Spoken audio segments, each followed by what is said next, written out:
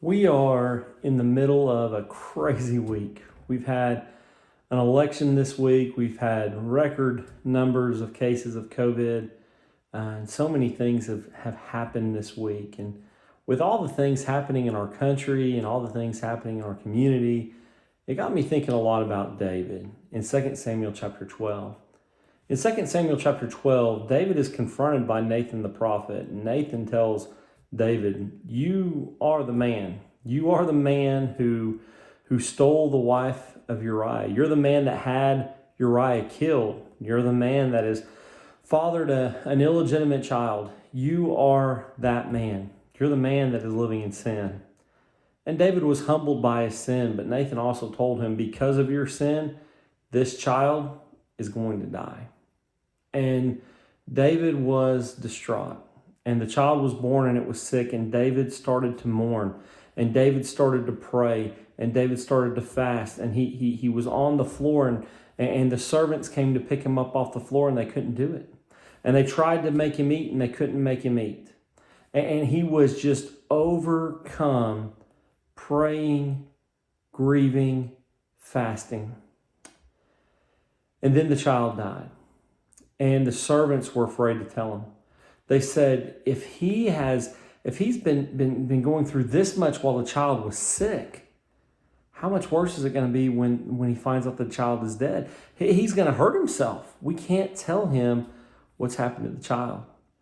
Well, David saw him talking. He said, well, what's going on? Is my child dead?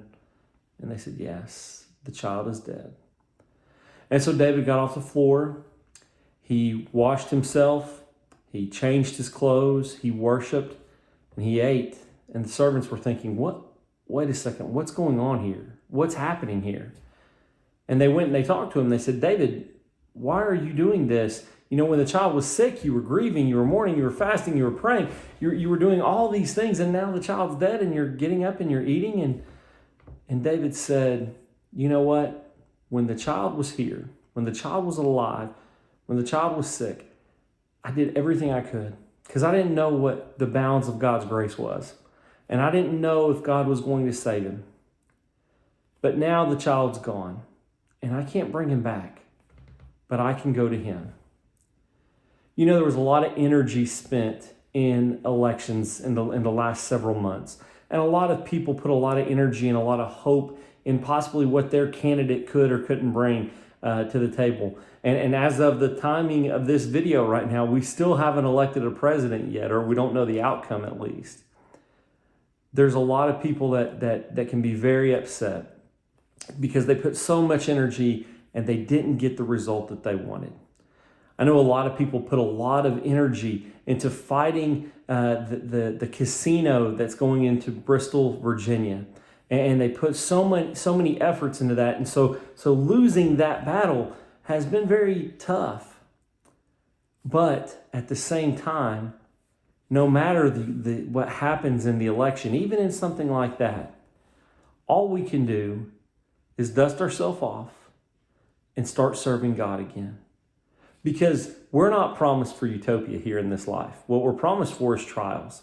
And it's good for us when we see opportunities to try to combat sin or opportunities to take stands that we think are moral and good. It's good for us to take those stands. It's good for us to vote. It's good for us to encourage others to do what we think they should do too. But when the outcomes are cast and when we find out how things have gone, we should take a lesson from David. And while we have the opportunity to make change, we should make change as much as we can.